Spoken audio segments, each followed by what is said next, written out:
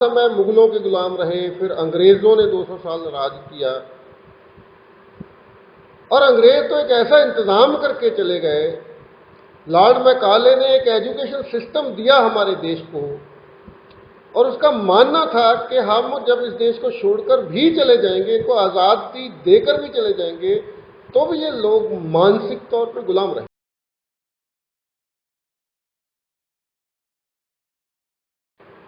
नमस्कार दोस्तों, तेजपाल सिंह कपूरथला। तो आज की इस वीडियो में कुछ जनरल बातें करेंगे। मुझे काफ़ी सोचने के बाद मैं ये वीडियो बनाने बैठा हूँ। कुछ लोग कुछ बहाना ढूंढ रहे हैं डॉक्टर विष्णुप राय चौधरी का विरोध करने का। कोई व्यक्ति, ये हमारे समाज, हमारे देश के लोगों में एक आम बात है कि कोई व्यक्ति 1000 काम अच्छे करे, जैसे ही वो उसकी एक कमजोरी को या हमारे हाथ आती है तो हम उसको लेकर उसे बदनाम करने के लिए, उसे लताड़ने के लिए, उसे बुरा बोलने के लिए निकल पड़ते। ये हमारी गुलाम मानसिकता की निशानी है। हम ऐसे ही गुलाम नहीं रहे। कितना लंबा समय मुगलों के गुलाम रहे, फिर अंग्रेजों ने 200 साल राज किया। और अंग्रेज तो एक ऐसा इंतजाम करके चले गए। लॉर्ड मैकाले ने एक एजुकेशन सिस्टम दिया हमारे देश को, और उसका मानना था कि हम जब इस देश को छोड़कर भी चले जाएंगे, इनको आज़ादी देकर भी चले जाएंगे, तो भी ये लोग मानसिक तौर पर गुलाम रहे। और उस मानसिक गुलामी का हम सबूत जगह जगह देते फिरते हैं, जगह जगह ऐसी हरकतें करते हैं कि हम अपनी मानसिक गुलामी साबित कर देते हैं। अब आज मैं इस वीडियो में किसी का नाम नहीं लूंगा। मुझे नहीं अच्छा लगता कि नाम ले लेकर लोगों की बातों का स्पष्टीकरण दिया जाए। पहली बात है कि आपको यह संतुष्टि होनी चाहिए कि आप गलत कुछ नहीं कर रहे। उसके बाद जो कोई बोलता है बोलता रहे, किसी की परवाह नहीं करनी चाहिए। मैं खुद की बात आज आपसे करना चाहता हूं। मैंने डॉक्टर विष्णु राय जी की ट्रेनिंग ली, कोर्स किया। उसके बाद मुझे ये अच्छा लगा कि लोगों की सेवा की जा सकती है, लोगों को बहुत सारी सुविधा दी जा सकती है, लोगों को बचाया जा सकता है उस बहुत बड़ी लूट से जो उनसे हो रही है। तो मैंने सारे काम छोड़ दिए। पिछले 1 साल से, जिस दिन से मुझे सर्टिफिकेट मिला है, मैं फुली 100% इसी काम को दे रहा हूं।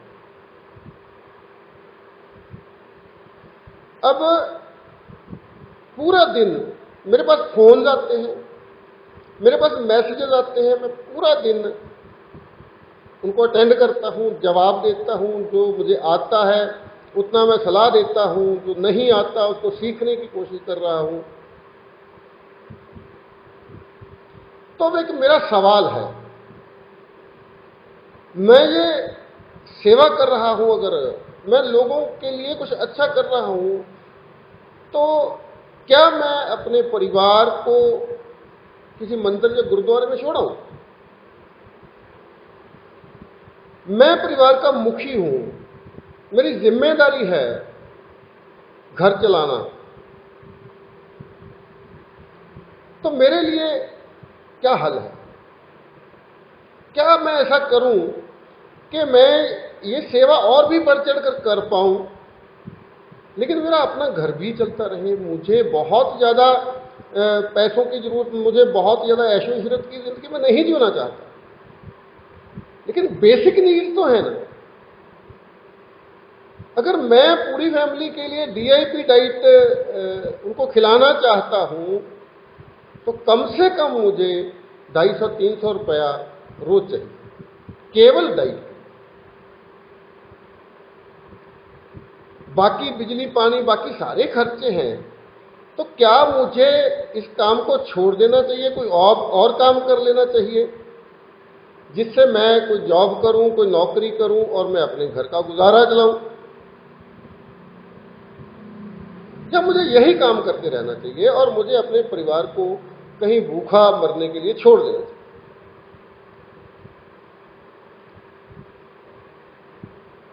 ऐसा नहीं है, मैं कोई इमोशनल ब्लैकमेल नहीं कर रहा, मैं एक प्रैक्टिकल बात कर रहा हूं।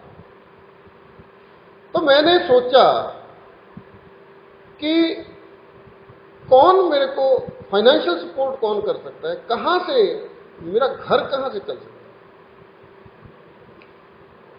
तो मैंने पर पेशेंट कुछ फीस रखी।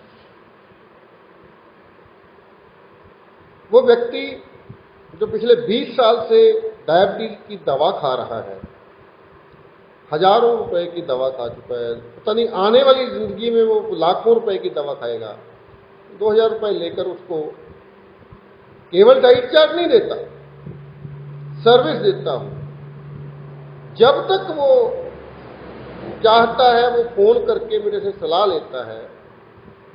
अब हैरान होंगे कि 1-2000 रुपए फीस लेने के बाद वो मरीज, वो व्यक्ति 6 महीने बाद भी मेरे को कॉल करता है, सर मेरे घुटने में दर्द है, बताइए मैं क्या करूं, और मैं दोबारा उससे फीस नहीं लेता। अब कोई व्यक्ति उठकर ये बोल ले कि ये तेजपाल सिंह तो जी फीस ले रहा है, तो मुझे लगता है, मुझे हल बताइए क्या है। तो डॉक्टर विष्णुप्रिया चौधरी जी के बारे में, मैं तो सिंपल सा आदमी हूं, छोटे से घर में रहता हूं, छोटी सी जरूरतें हैं मेरा तो इतने पैसों में चल जाता है। कुछ मरीज होते हैं जिनको मुझे लगता है कि लंबे कंसल्टेशन की जरूरत पड़ेगी, ज्यादा समय तक उनके कांटेक्ट में रहना पड़ेगा, उनसे मैं 3000 ले लेता हूं। तो डॉक्टर चौधरी के इतने सारे देशों में ऑफिस हैं, बना रखे हैं, और वहां स्टाफ है। हम लोग ये इच्छा करते हैं कि जब हम उनके नंबर पे फोन करें तो कोई हमें जवाब दे। तो उसके लिए डॉक्टर चौधरी तो बैठ नहीं सकते हर ऑफिस में कि आपके हर कॉल का जवाब दिया जाए। उसके लिए स्टाफ हायर किया हुआ है, स्टाफ भी सैलरी तो लेता ही होगा, वो पैसा कहां से है। या तो कोई ये बताए कि डॉक्टर चौधरी की बहुत सारी फैक्ट्रियां चलती हैं, उनके पास तो पहले बहुत पैसा है, वो क्यों मतलब वो तो सारा कुछ भी कर सकते हैं, क्यों फीस लेते हैं। तो मैं स्पष्ट कर देना चाहता हूं आप लोगों को, अगर मैंने एक चीज सीखी है, मेरे पास एक हुनर है, मेरे पास कुछ ऐसी जानकारियां हैं जिनको मैं लोगों को देकर मैं पैसे कमा सकता हूं, और कोई मुझे रोक नहीं सकता, कोई भी नहीं रोक सकता। मुझे कोई जरूरत नहीं है वीडियो बना के डालने की, मुझे कोई जरूरत नहीं है अवेयरनेस फैलाने की। मुझे सिर्फ ये बोलना है कि जिन लोगों की शुगर ठीक नहीं होती मेरे पास आइए, मैं 15,000 रुपया फीस लूंगा, मैं 20,000 लूंगा। एक किडनी का पेशेंट है जिसको 5 लाख रुपए से किडनी का ऑपरेशन कराना है, मैं उससे 1 लाख भी ले सकता हूं। जो हार्ट का पेशेंट है, आर्टरी सारी ब्लॉक हो चुकी हैं, उसको बाईपास सर्जरी करवानी है, 5-7 लाख का खर्चा है, मैं उससे 50,000 या 1 लाख रुपया तो ले ही सकता हूं।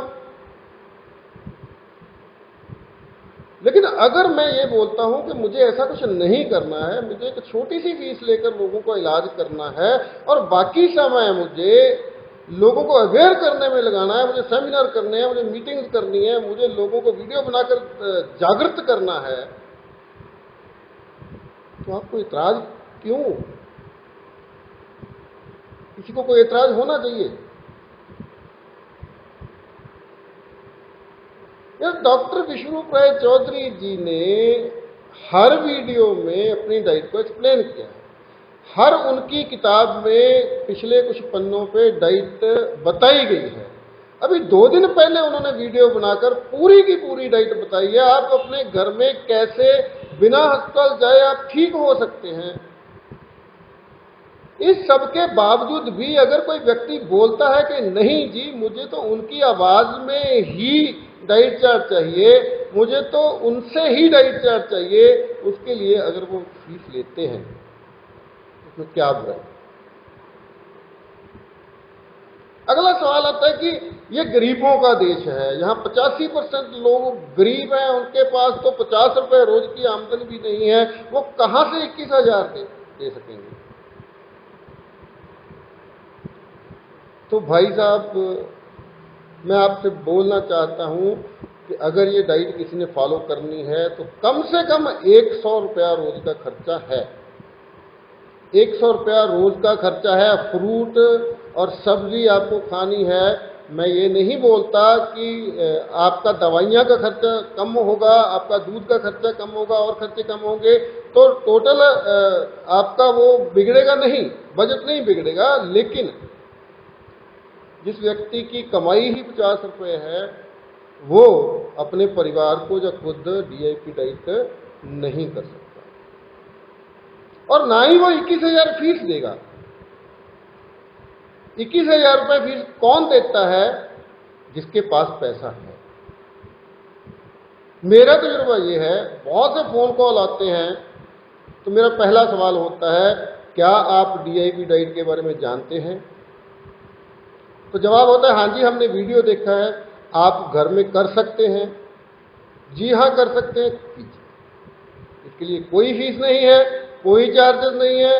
आप उस वीडियो को बार बार देखिए और DIP डाइट को लागू कीजिए, आपको आराम आ जाएगा। लेकिन अगर आपको डर लग रहा है, कोई व्यक्ति बोलता है नहीं जी मैं ऐसा कैसे होगा, मुझे विश्वास नहीं हो रहा, तो मैं बोलता हूँ ठीक है, आप लगातार संपर्क में रहिए, रोज रोज अपनी शुगर की रीडिंग बताते रहिए, मैं आपको बताता रहूँगा कैसे करना है, क्या करना है। लेकिन उसके लिए आपको छोटी सी फीस लगी और वो व्यक्ति स्व इच्छा से वो फीस पे करता है और मैं उसे सर्विस देता हूँ। आज तक एक भी व्यक्ति कोई ऐसा कहे कि मैंने फीस दी और मुझे सर्विस नहीं मिली, मेरा फोन नहीं उठाया गया या मुझे बताया नहीं गया, तो कोई बात करे ना कि ये गलत हो रहा है। डॉक्टर विश्वरूप राय चौधरी जी के बारे में कोई एक केस भी ऐसा हो कि उन्होंने फीस तो ले ली, मुझे आराम नहीं आया, ऐसा एक भी मामला नहीं है।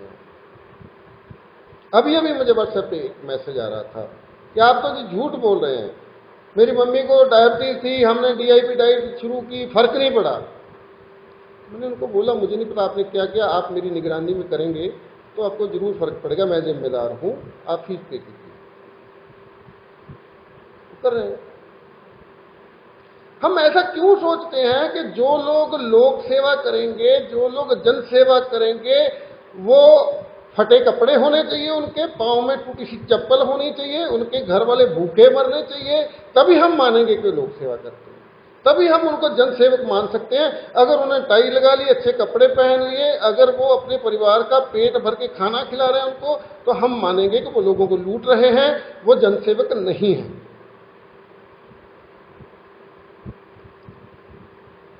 क्यों हमारे देश में क्यों बहुत सारे लोग जन सेवक नहीं हैं? क्यों बहुत सारे लोग लोक सेवा में नहीं लगे हुए? यही वजह है।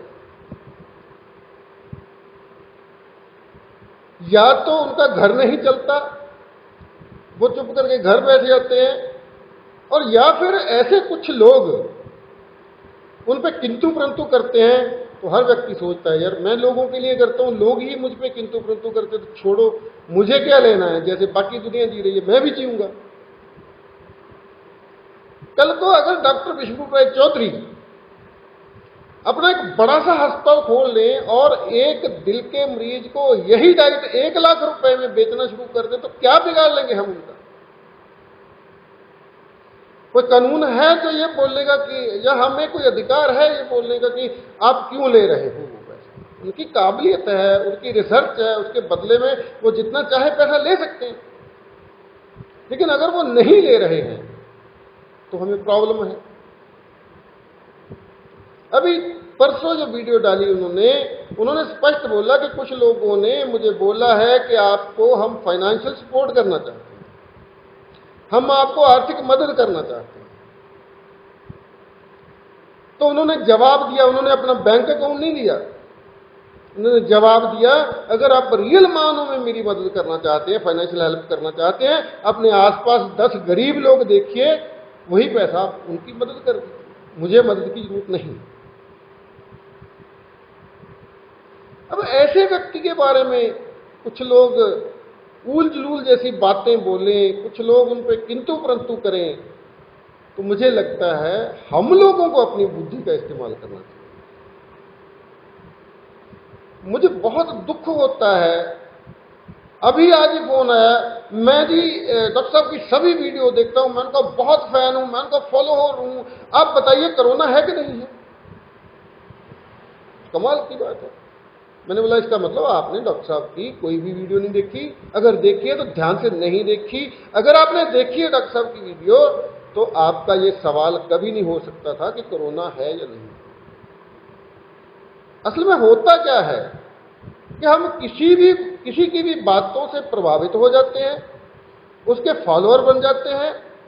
जैसे ही कोई व्यक्ति उस पर किंतु करता है तो हमें शंका होने लग जाती है, हम उस व्यक्ति की बात मानना शुरू कर देते हैं जो किंतु कर रहा है। हमारा विश्वास कहीं टिक ही नहीं रहा। हम विश्वास कर ही नहीं पाते कि हम जो लोग डॉक्टर विष्णु राय चौधरी जी को 5 साल से फॉलो कर रहे हैं, आज की व्यक्ति उनके खिलाफ वीडियो डालता है तो परेशान हो जाता है व्यक्ति, अरे अरे ये देखिए, अब इसका जवाब दीजिए आप, ये जरूरी है, आप बताइए आपकी डिग्रियां असली है कि नकली है। भाई साहब, अगर 5 साल फॉलो करने के बाद आपको किसी व्यक्ति पे विश्वास नहीं हुआ तो आज वो बोलेगा कि हाँ मेरी डिग्रियां असली हैं, तो आपको विश्वास हो जाएगा। दरअसल गुलाम मानसिकता की निशानी ये है कि कुछ लोगों की तरक्की, पॉपुलैरिटी बर्दाश्त नहीं। जैसे ही वो पॉपुलर होना शुरू होते हैं कुछ लोग, वो लोगों में काम करते हैं, लोग उनको फॉलो करना शुरू करते हैं, तो कुछ लोगों के पेट में दर्द होना शुरू हो जाता है।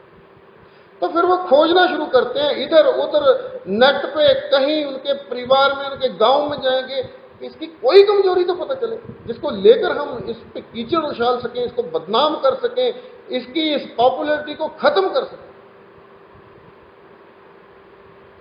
सॉरी, मैं थोड़ा सा भावुक हो गया था आज। मुझे लगा कि आज अगर डॉक्टर विष्णु राय चौधरी जैसे व्यक्ति पे भी किंतु हो रहे हैं तो यहां कोई भी भगवान बन के तो घूम नहीं सकता। कोई ऐसा व्यक्ति खोजिए जिसमें कोई कमी ना हो, उसको फॉलो कीजिए, मत फॉलो कीजिए डॉक्टर विष्णु राय चौधरी। कोई ऐसा व्यक्ति ढूंढिए जो साक्षात भगवान ऊपर से उतर के आएंगे, मुझे लगता है आप उस पर भी किंतु करोगे, मुझे लगता है आप उस पर भी पूरा विश्वास नहीं कर पाओगे। तो इतने लोग, आज अभी सुबह मैं मॉर्निंग वॉक में था, कनाडा से एक फोन आया। गलत ये हुआ कि व्हाट्सएप कॉल की रिकॉर्डिंग नहीं होती फोन में, नहीं तो मैं रिकॉर्डिंग सुनाता आपको। इसमें इस वीडियो के साथ अटैच करता वो रिकॉर्डिंग। मैंने उस व्यक्ति से, उस दोस्त से बोला कि आप छोटी सी 2 मिनट की वीडियो बना के भेजो। वो बोला मुझे बनानी नहीं आती, लेकिन उसने बोला कि मैंने 5 दिन से डाइट शुरू की है डॉक्टर साहब की, 100% नहीं, मुझे 1000% फायदा हुआ। किसी को फीस नहीं, ना डॉक्टर साहब को फीस दी है, मुझे कॉल करके ये बताया उसने, ना मैंने फीस ली है। कुछ लोग कॉल करके बताते हैं हम जी इसमें फ्रूट और कितना लेना है, कैसे लेना है, हम लोग उसकी कोई फीस नहीं लेते। बस मुझे लगता है आज की वीडियो में इतना ही, बहुत लंबी हो गई है वीडियो, मैं और कुछ नहीं बोलना चाहता। आपको अपने विवेक, अपनी बुद्धि का इस्तेमाल करना होगा। कौन सही है, कौन गलत है, ये वो व्यक्ति खुद नहीं बता सकता आपको खुद फैसला करना होगा कि सही कौन है, गलत कौन है। आप मुझे संपर्क कर सकते हैं, मेरा मोबाइल नंबर है 9256213157, 9256621357। जानकारी देना चाहता हूँ कि हमने टेलीग्राम चैनल बना लिया है। मैंने ग्रुपों में, 3 ग्रुपों में उसका लिंक शेयर कर दिया है। सभी दोस्त ज्वाइन कर रहे हैं टेलीग्राम चैनल को। आज के बाद जो भी दोस्त इस ग्रुप में शामिल होना चाहेंगे, जो ग्रुप हमने डॉक्टर विष्णु राय चौधरी जी की समर्थन में बनाया है, उनके मिशन को आगे लेके जाने के लिए बनाया है, उस ग्रुप में शामिल होने के लिए आप मेरे व्हाट्सएप नंबर पे, इसी नंबर पे जो मैंने बताया, एक मैसेज करेंगे। उस मैसेज में आप अपना नाम लिखेंगे, अपनी जगह कहाँ रहते हैं लिखेंगे, और ये लिखेंगे कि मैं इस ग्रुप में शामिल होना चाहूँगा। आपको एक टेलीग्राम का लिंक मिलेगा, आप अपने मोबाइल पे टेलीग्राम ऐप डाउनलोड कर लीजिए, इंस्टॉल कर लीजिए।